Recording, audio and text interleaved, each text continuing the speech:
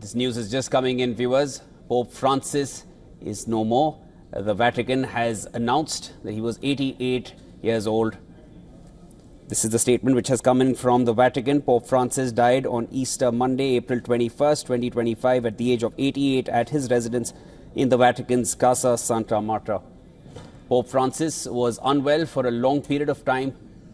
He was hospitalized for 5 weeks in hospital for pneumonia in both lungs. On the 6th of March, his voice was heard for the first time since being admitted to hospital in an audio message in which he thanked well-wishers before adding, "I am with you from here." On Sunday, he greeted crowds at the Easter Sunday service. Pope Francis appeared at the Vatican St. Peter's Square to wish Happy Easter to thousands of worshippers. After the blessing, the Pope was driven around the square as he passed through the crowds. His procession paused a number of times as babies were brought over for him to bless. His traditional Easter address was delivered by a clergy member. Pope Francis, who is from Argentina, suffered a number of health issues throughout his life, including having part of one of his lungs removed at the age of 21, making him more prone to infections. Once again, we repeat, viewers, the Vatican has confirmed this news. Pope Francis has died. He was 88 years old. Pope Francis dies aged 88 after double pneumonia and a health battle which had been going on for several months. 1.4 billion Catholics around the world are in mourning at this point.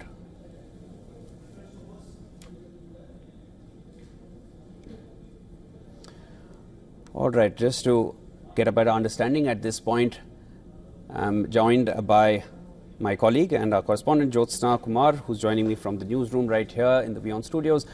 Jyotsna, the Pope's health was in a terrible condition since several weeks. In February, he was hospitalized, double pneumonia, and it was a bad condition for him. He had been battling that for several weeks, and now the news has finally been broken by the Vatican.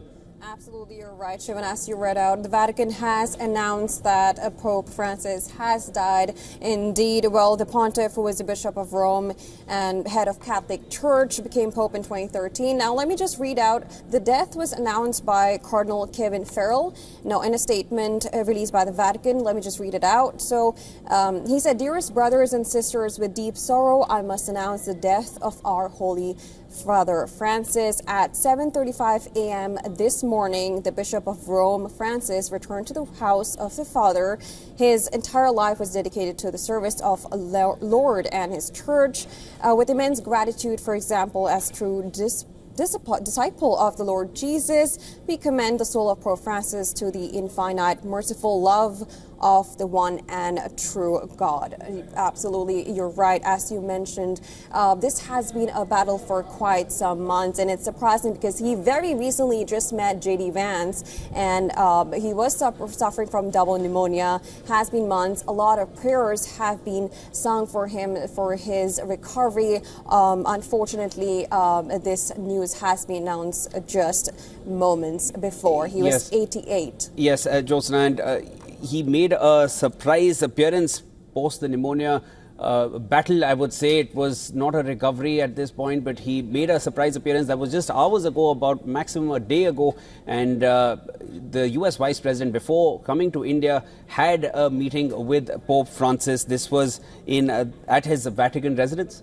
Absolutely, and it was, of course, it was Easter. Just before Easter, Vance had met with Pope and celebrated, of course, the events along with him. And it was just Easter Sunday, very recently, that Vance just met with Francis. And he has had a very short but interaction with a lot of, he did attend Mass before, so he had a very good interaction. And this seems to be a very sudden news, but indeed a very mournful one. No, absolutely, and that would definitely be a very, very memorable meeting and a sighting, I would say, of the Pope for all those who were in attendance. Pope Francis had made that surprise public appearance on Easter Sunday, as you just mentioned to us as well, greeting a crowd of more than 35,000 in the St. Peter's Square, and that would perhaps be his last his last appearance in front of the crowd there, which he did on a regular basis all those years, and that would be the final message that he had out.